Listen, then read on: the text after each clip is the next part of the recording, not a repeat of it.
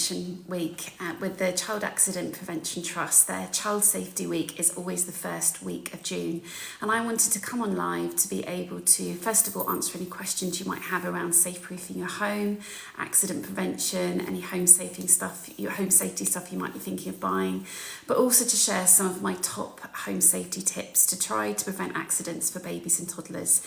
Just to introduce myself in case you're not familiar with me, my background, I'm Catherine, I'm from Baby Steps, and I am a registered paediatric nurse. I've got 30 years experience in the NHS, and I have worked in a London paediatric A&E department for 25 years. I've done various paediatric nursing jobs. I'm also a registered health visitor and a maternal wellbeing practitioner. Spent a lot of time visiting families in their home, and I've also got 2 children myself, so I've also got the heads up on what it's like to actually deal with the realities and practicalities of dealing with these very busy, active, exploring babies and toddlers. So we don't want to hinder their sense of adventure. We don't want to hinder them reaching their amazing developmental milestones as they go through different stages. But what we want to try to do is to prevent big accidents where we can. And some of the safe-proofing stuff that I'm going to show you, while we can never ever say that anything can in any way reduce accidents 100%, it can of course massively help reduce the incidence of accidents and also the severity of any injuries that may be caused. So the Child Accident Prevention Trust, their theme for their Child Safety Week this year is Safety is for Sharing, and I'm all about sharing tips and information as much as possible to try to prevent accidents. One share could save a life, which is a really, really powerful thing to think about, but it's so true. So if you are watching this and you know anyone else that might find this video helpful, please do tag them or share it with them, because it's very possible that any of the bits of information could make a huge difference to somebody. So as we've said, we don't want to wrap them up in cotton wool, but we want to try and prevent the big accidents where we can. And I'm just going to run through a few safety things now. You may be listening to this already and thinking that you actually feel quite worried about your little one having an accident. So whether you've got a newborn, whether you've got a baby that's now sitting, rolling, whether you've got a little one that's making moves to crawl, whether you've got a toddler that's just starting to walk, or whether you've got a very active child who is now climbing, running, jumping, doing all of these things, and you may feel, really genuinely quite nervous about them having an accident. It's really important to remember that accidents are part of childhood. All of us watching this will know that we had accidents as we were going through childhood, and a lot of that is very normal as they're learning different milestones and different ways to get around and move. But what we want to bear in mind is that we're going to put things in place as much as possible to try to prevent those accidents. And as I'll talk about towards the end as well, it's just really amazing to make sure that you're up to speed, confident and reassured, so you've got peace of mind by doing a first aid course, and I can certainly help with that.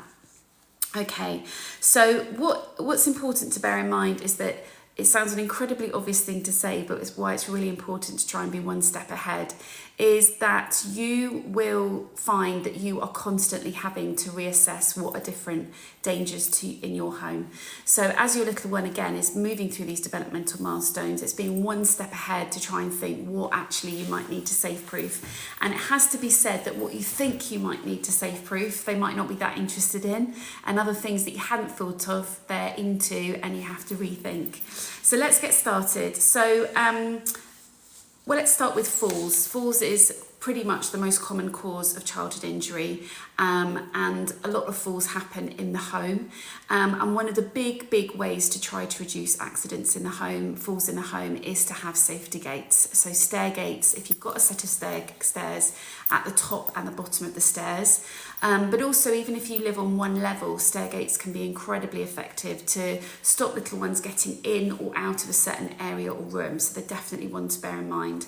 Stair gates is one as well that you want to be one step ahead with. So if you are able to think ahead to where you might need these stair gates, and is it a narrow area, is it a wide doorway or top of the stairs, stairwell, kind of what width is it? Because you do want to be able to have a good look around. The stair gates that are recommended are the ones that screw into the wall rather than ones that resist because the ones that resist, that just screw against the wall, they actually get loose over time. And what can happen is, unfortunately, they can get looser. Little ones love holding onto the bars and sort of shaking them and falling forward. So it can, unfortunately, you know, something that you've done that you thought was good safety actually can cause problems, because also they've got a step on the bottom. So stair gates that resist against the wall not only are not as safe, but they also have an effective, but also have a step on the bottom, which is really annoying when you're trying to sort of climb over it. Holding your little one, it just makes it all really difficult. So look for ones that drill into the wall, or there's the screen ones as well that do go across, and I've not really seen any difficulties with those, apart from one time when the screen hadn't been properly clicked in.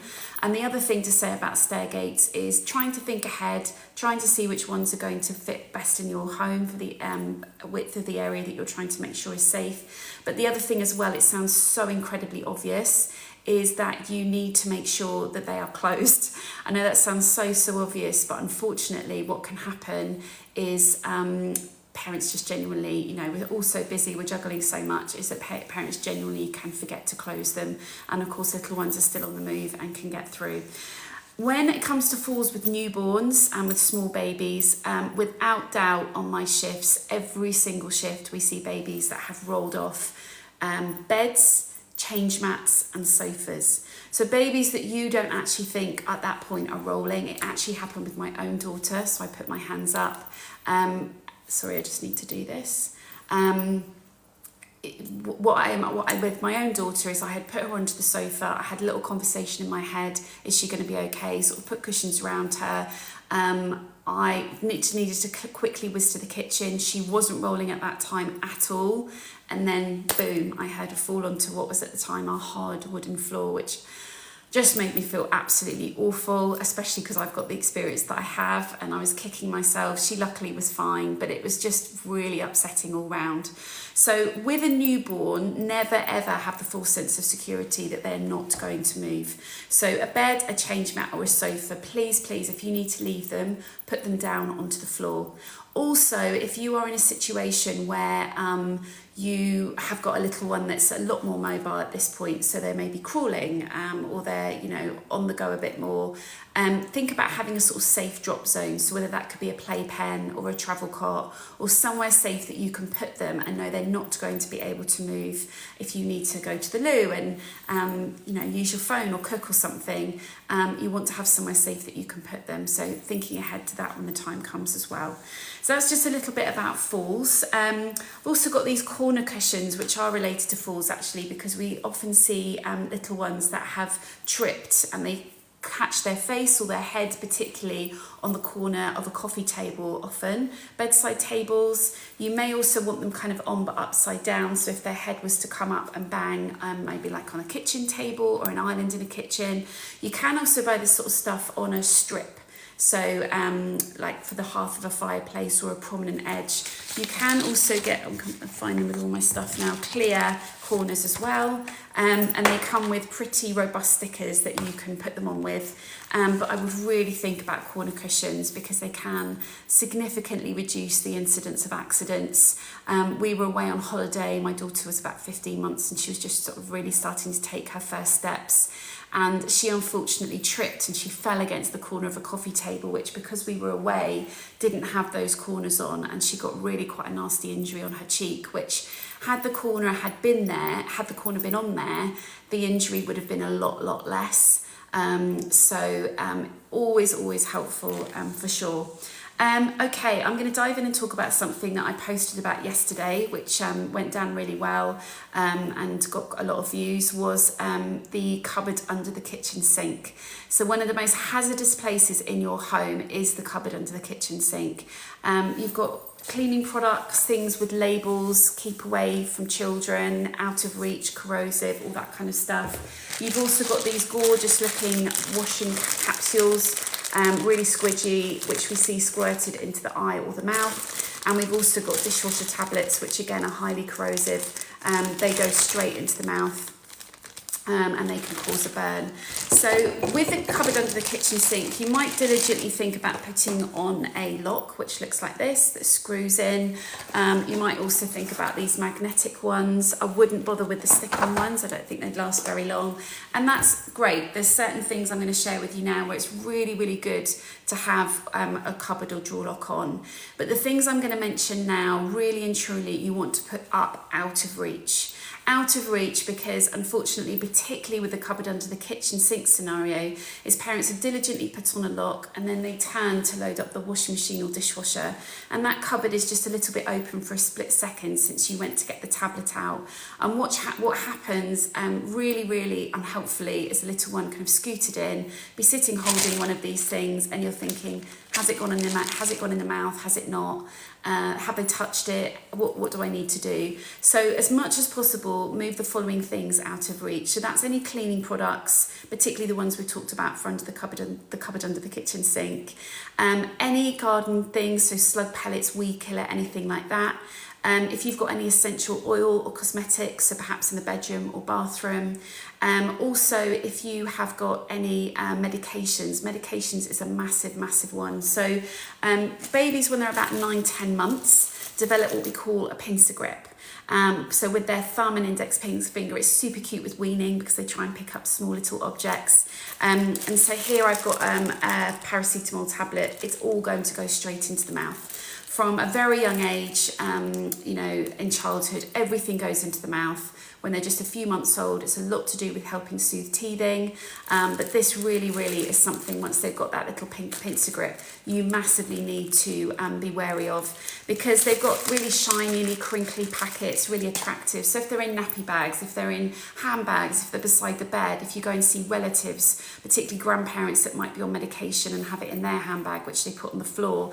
If you're going somewhere where, parents or other relatives are not in that kind of safe-proofing, red alert state, you are going to need to be having a really, really good look around. And that goes for all the safe-proofing stuff. I was doing a first aid course at a house on Saturday where they had 8 family members. We were in the grandparents' house. It was absolutely lovely. But the grandparents' house was not safe-proofed as the child's home would have been. And so, of course, they were looking to see, what might be a little bit of a problem as we were doing this first aid session. And the little boy kept on opening the door, which we're going to talk about in just a second.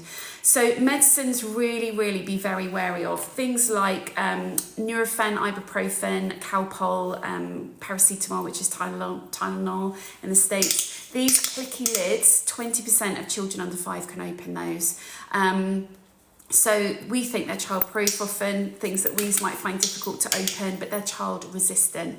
So do be very, very conscious if you ever draw up a dose of medicine and just leave it on the side, ready perhaps for in the middle of the night when they might need a dose of something. Just be very wary. It's so easy for little hands to get hold of that. Obviously, they can have an additional dose of something, or they could even open it and there could be a big sticky mess from the medicines.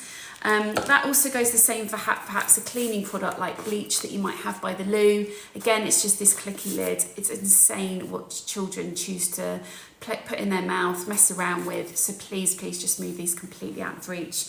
So the things to just make sure you've got out of reach is cleaning products, medication, garden things like slug pellets, weed killer, any essential oil or cosmetics, and of course alcohol as well for obvious reasons. So really important to make sure that those are moved out of the way. Okay, so we talked about ingestions, we've talked about the cupboard under the kitchen sink.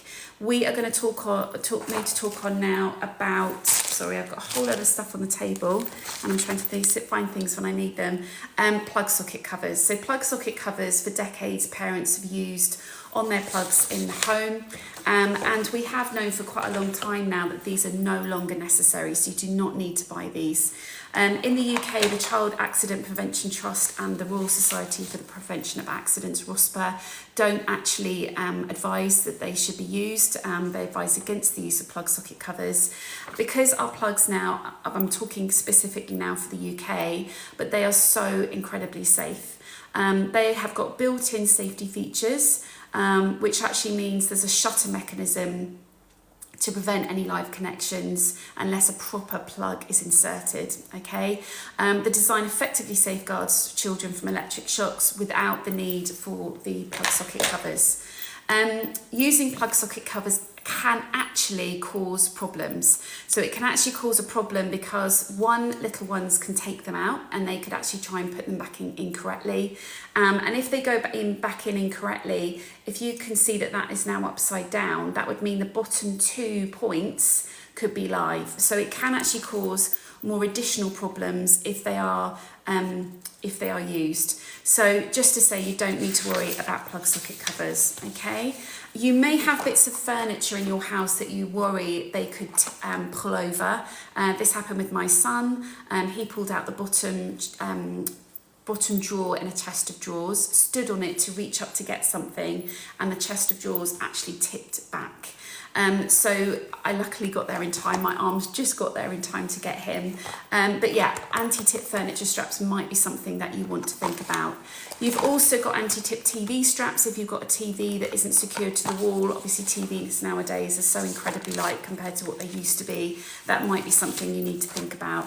Blind safety, so any blind cords that are hanging down with the little sort of acorns on the bottom, just bearing in mind that this happened with my son as well. He crawled over little acorn on the bottom and he wanted to pull it and bash it against the wall and make noise with it. So just be really, really careful that blind cords are properly wound completely out of the way, particularly if they're near a piece of furniture they could climb on, such as a sofa or a bed. You can get mechanisms to help with that. Any made-to-order blinds will have a safety mechanism in them, but again, it might be when you're visiting relatives. We were in a baby-friendly holiday cottage, and it's just really, really something to be very wary of because of the strangulation risk. Okay, so garden safety, we are moving into summer, so if you've got any kind of issues in the garden that you feel worried about, any access to water, remembering about being safe with barbecues that stay hot for hours after we've used them, making sure that area is very safe. And we've also mentioned about the chemicals that you might be using in your garden.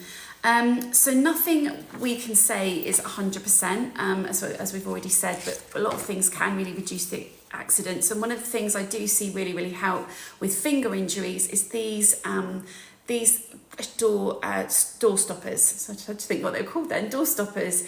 These door stoppers go on the top and the side of the door and they prevent the door from fully closing. So it just means that those little fingers just are prevented hopefully from having a slam in the door. And it is something we see in A&E. It's a really horrible injury to think about when they have a really bad bang against the fingers. It can also happen in the hinge of the door as well.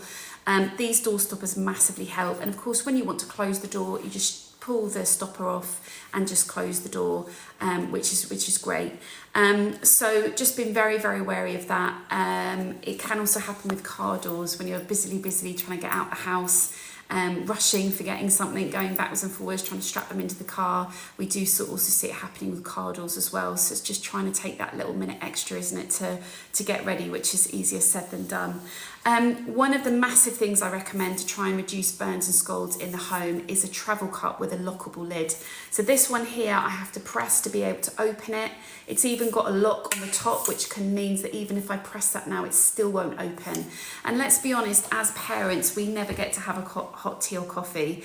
And this is a win-win. This means we get the hot tea and coffee. And if this was to be knocked over, tips upside down, if it was while you had your baby in a sling, in a baby carrier, if it was while you had the cup in your pushchair, your buggy, if it was in the car, whatever it is, it's not going to cause any safety issues and you actually get to have a hot tea and coffee. So please invest in a travel cup with a lockable lid. We frequently see injuries where parents have gone to the coffee shop, they just got those press-on plastic lids. I've burnt myself on those, but we do see it unfortunately where parents have used them and it's been in a sling or it's been, while you're pushing the buggy, and unfortunately the baby or little one has got a scald. So really trying to reduce those burns as much as possible. We want our teas and coffees, but it's a very common one we see in A&E. Hot drinks are the biggest cause of burns and scalds in children under 5, so definitely one that I see a lot. And also to bear in mind, I was working with the sister of the burns unit where I worked the other day, and she was saying that the most common burn that they see, burn and scald they see in the unit, is when parents have been trying to hold children and be cooking at the same time. And it's that sort of scenario where you don't want to just leave them on the floor crying, and it's, you know, potentially the end of the day and you're cooking dinner and whatever else is going on, and the parents pick them up, put the little one on their hip, and unfortunately what happens then is the little one kicks or reaches out, or you get a wobble on, or loads of different things can happen, and the little one ends up with a burn or scald, which is really, really not very nice. So do please bear in mind that, you know, you want somewhere safe that you can put them with some toys when you need to have your hands free. Right, what else did I want to remember? So trust your instinct. If you are ever concerned about any safety aspect in your home or garden, do seek advice. Please get in touch with me. I'm very used to answering questions about people's dilemmas. They're not sure how to safe-proof something at home, looking at photos and getting you know, being able to help with that. So please don't hesitate to get in touch. And if you're watching all of this and you are feeling really quite concerned, you're listening to all of this and thinking, oh wow, you know, you don't want these things to happen. As we've said, common childhood accident is part of their childhood. You know, they are going to have the bumps and the bruises and the different accidents that happen, and most of the time they'll be absolutely fine. We're trying to prevent the big accidents when we can. Also bear in mind that if you are feeling quite anxious about this, as much as it's amazing to know how to prevent accidents, it's really important to know your first aid. So if you're feeling nervous about the first aid, having watched different scenarios that we've seen and talked about today, so ingestions, we talked about falls, we talked about trapped fingers, different things we talked about, then do make sure you're up to speed with your first aid. I have online first aid courses that you can access. So I've got a really amazing ultimate baby and child first aid and home safety course, and that's got everything right from the minor everyday stuff all the way through to the big accidents and emergencies. Loads of stuff in that. And I've also got a first aid for weaning course, because I see all the time parents being massively anxious around the stage of weaning with gagging, choking and allergies. So I've got that one specifically for that as well. And I of course do my in-person first aid courses here at my studio, which is on the Hampshire-Surrey border in the UK. And also I go to people's houses to do first aid courses on a one-to-one, or people gather friends and family together, which is always really lovely. So I hope that's helped. Do take a look, keep an eye out rather for all the safety tips that I'm going to be sharing. I'm sharing a huge amount of accident prevention home safety tips throughout the month of June, things I see coming through the door of A&E all the time, and also as a mum of two, the things that I've come across as a parent. If you've got any questions, please just drop them in the comments and I'll be sure to answer them for you. Otherwise, do get in touch if you've got any questions at all, if I can help in any way, and I look forward to seeing you all again really soon.